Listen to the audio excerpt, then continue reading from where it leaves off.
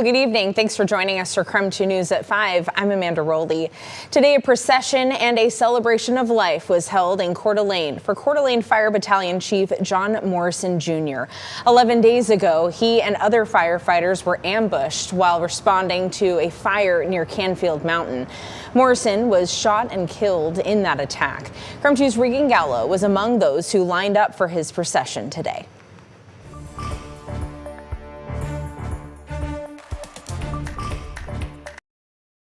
Many people took to the streets on Coeur d'Alene Lake Drive to say their final goodbyes to fallen Coeur d'Alene Fire Department Battalion Chief John Morrison Jr. What was an ambush attack on Canfield Mountain in Coeur d'Alene? Firefighters broadcast that they were being shot at on Canfield Mountain. Now has brought communities from across the country together. It's just heart-wrenching. It just, we're all breaking for the community, and it doesn't happen in Coeur d'Alene. Who are mourning the loss of Battalion Chiefs John Morrison Jr.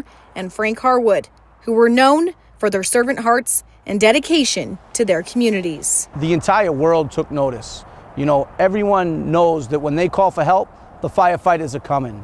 And when you attack firefighters, it wounds the security blanket that every individual has that help is coming. Family, friends, supporters, and 2,000 firefighters from far and wide gathered in Coeur d'Alene to pay their respects to fallen Battalion Chief John Morrison Jr. I know the people of Idaho are strong, proud people, and they stick together.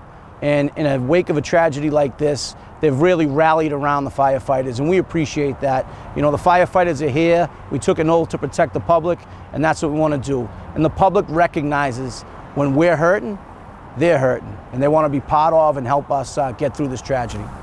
And several American flags flew high along the route to Morrison's celebration of life. It's an honor to be here. They stood for us, now we're going to stand for them. Signifying the sacrifice first responders make every day. He was a dedicated battalion chief for over 20 years. He served the city with pride. Many are remembering Morrison, cherishing their final moments with him, like Gabe Eckert, who worked alongside him. One thing he challenged us all to do is, he said, be the firefighter that your mom, your son, your daughter, your friends think you are. And that's something we're going to carry with us the rest of our lives. Eckert says Morrison has left a large legacy and is immensely grateful for the entire inland Northwest for standing together in a time of tragedy. He wasn't just a person, he was a figure. And he was a figurehead of this department.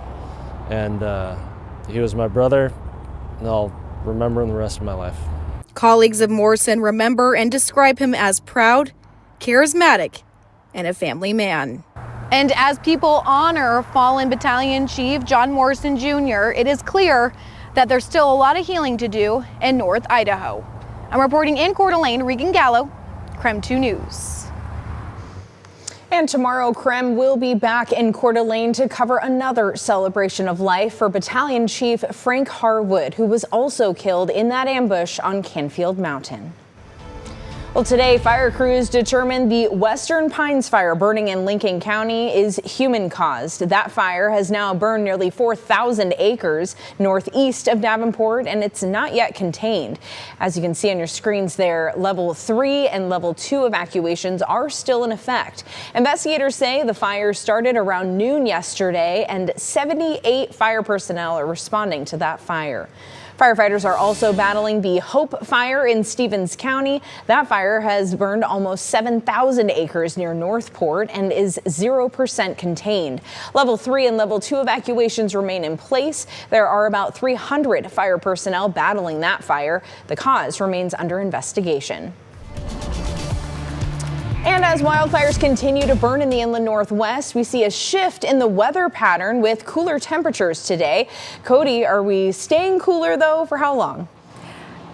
as it turns out, Amanda, we're not going to be staying that cool that long for the next few days. So enjoy this brief break while we have it, thanks to that shift in our weather pattern. Right now, this is how much cooler we are compared to the last few days, where we saw those temperatures in the 90s earlier this week. Now over at the Spokane airport, we're at 82 degrees. Winds are coming out of the west to northwest at 10 miles per hour.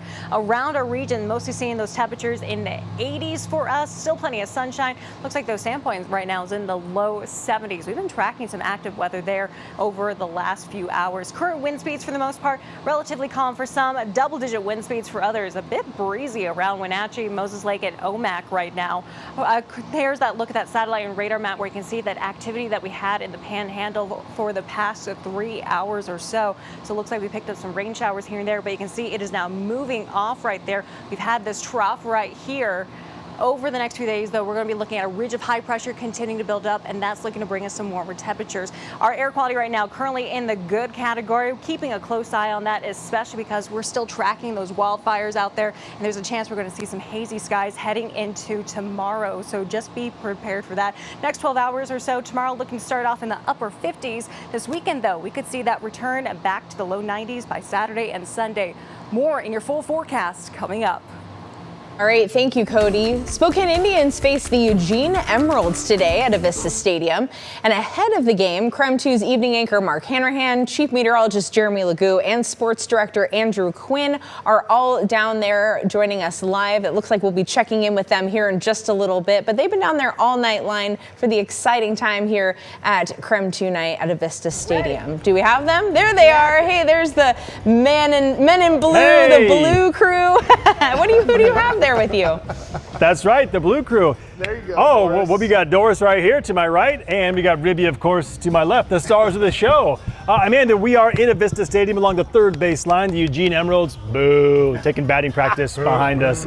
We got Hadaway playing on the sound system above us. The smell of fresh burgers on the grill. Life is good right now. Again, taking on the Eugene Emeralds, 6:35 is first pitch. Andrew Quinn, they are one game behind the Emeralds for second place. 2.5 games back of first place, so good chance to make up some ground tonight. Stu Fleslin, Spokane native, on the mound tonight.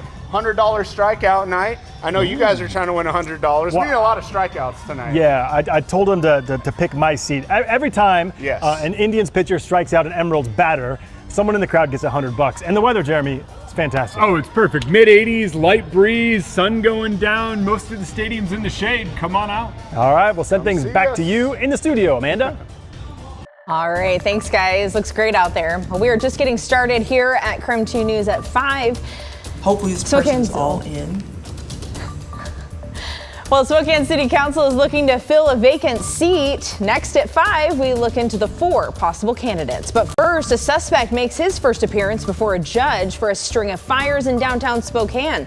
The charges he is facing coming up after the break.